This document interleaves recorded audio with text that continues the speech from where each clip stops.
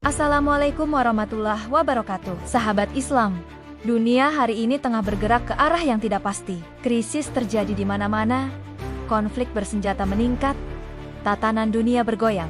Namun tahukah kamu bahwa lebih dari 1400 tahun yang lalu, Nabi Muhammad telah menggambarkan zaman seperti ini, yaitu zaman akhir, saat fitnah membakar dunia dan kemunculan seorang pemimpin yang dijanjikan menjadi harapan terakhir umat manusia. Tapi tidak semua negeri akan menyambut kedatangannya.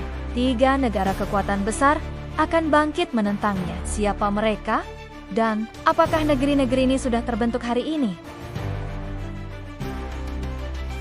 Sahabat Islam, siapa sebenarnya Al-Mahdi dan kenapa dunia menentangnya? Al-Mahdi bukanlah sekadar nama. Ia adalah simbol harapan dan keadilan dalam nubuat Islam. Rasulullah bersabda, Al-Mahdi berasal dari keturunanku. Allah akan memperbaikinya dalam satu malam. Hadis riwayat Ibnu Majah.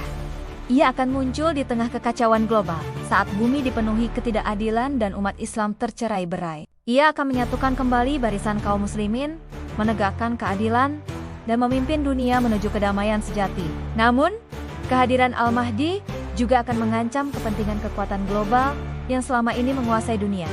Kekuatan ekonomi, politik, militer, dan ideologi. Maka mereka pun akan memeranginya. Negara pertama, kekuatan dari timur yang misterius. Hadis-hadis tentang akhir zaman banyak menyebut arah timur. Nabi Muhammad bersabda, akan datang pasukan dari Khurasan membawa panji-panji hitam, dan tidak ada yang mampu menghalangi mereka. Sehingga mereka menancapkan benderanya di Iliyah, yaitu Baitul Maqdis. Hadis riwayat At-Tirmizi. Khurasan pada zaman dahulu mencakup wilayah Iran, Afghanistan, dan sebagian Asia Tengah. Ini sudah kita bahas pada video sebelumnya. Tapi dalam tafsir akhir zaman kontemporer, beberapa ulama menyebut bahwa bangsa timur juga bisa merujuk kepada kekuatan modern dari Asia Timur yang memiliki ideologi anti-agama dan kekuatan militer besar. Negara seperti Cina dengan kontrol total terhadap agama, kekuatan ekonomi raksasa, dan dominasi teknologi dipandang sebagai salah satu kekuatan yang kelak akan menantang kebangkitan Islam. Mereka mungkin tak secara langsung memerangi Mahdi, tapi terlibat dalam perang ideologi dan kekuasaan.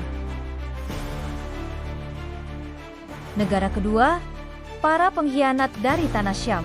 Wilayah Syam yang hari ini mencakup Suriah, Palestina, Lebanon, dan Yordania adalah pusat konflik dunia akhir zaman. Dalam banyak hadis, Syam disebut sebagai pusat fitnah, perang, dan juga tempat turunnya Nabi Isa. Namun, ada ironi di sini, sebab sebagian pasukan dari wilayah ini justru akan memerangi Mahdi. Mereka bukan musuh dari luar, tapi musuh dari dalam. Kaum munafik dan kelompok sesat yang menyusup dalam barisan umat. Dalam hadis disebutkan, kelak akan terjadi perpecahan di Syam. Maka ikutilah pasukan yang datang dari Hijaz, karena di dalamnya terdapat Khalifah Allah Al-Mahdi.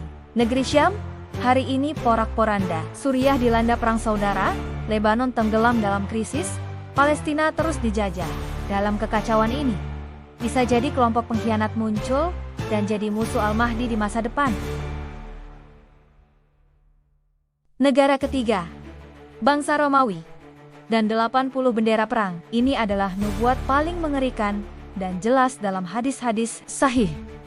Akan terjadi perdamaian antara kalian dan Bani Asfar. Lalu mereka berkhianat dan datang kepada kalian dengan 80 bendera perang. Di bawah tiap bendera terdapat 12.000 pasukan. Hadis riwayat Ahmad dan Abu Dawud. Romawi bukan hanya kekaisaran Romawi kuno. Dalam tafsir modern, Romawi adalah simbol dari peradaban Barat, Eropa dan Amerika yang mewarisi sistem politik, hukum, dan budaya Romawi kuno. Hari ini, NATO adalah gabungan militer dari lebih 30 negara dengan kekuatan tempur global. Jika dihitung, 80 bendera bisa berarti 80 divisi militer atau aliansi internasional. Mereka akan menyerang kaum muslimin yang berada di bawah kepemimpinan Al-Mahdi. Pertempuran besar ini disebut dengan Malhamah Kubra, semacam perang dunia ketiga dalam narasi akhir zaman. Pertanyaannya sekarang, apakah negeri-negeri ini sudah ada? Mari kita lihat. Bangsa timur dengan panji ideologi baru? Tentu, jawabannya ada. Cina dan sekutunya bangkit secara militer dan ekonomi. Negeri Syam dengan konflik internal dan pengkhianatan? Nyata. Kekuatan Romawi dan NATO sudah eksis dan terus memperluas pengaruhnya. Dunia perlahan-lahan bergerak menuju skenario besar akhir zaman. Jadi, pertanyaannya adalah, di pihak mana kita akan berdiri? Jawabannya ada di hati kita masing-masing, sahabat Islam. Bukan kapan Al-Mahdi datang, tapi sudah siapkah kita? Sudahkah kita memperbaiki niat, menegakkan salat, menuntut ilmu, dan mencintai kebenaran? Sebab ketika waktu itu tiba, kamu tidak akan sempat memilih lagi, karena medan perang telah terbuka. Kamu akan berpihak pada Mahdi, atau pada musuh-musuhnya. Jika hatimu bergetar dengan seruan ini, tulis di kolom komentar. Saya siap bersama Mahdi. Dan jangan lupa, like dan subscribe, agar tak tertinggal kisah-kisah akhir zaman lainnya.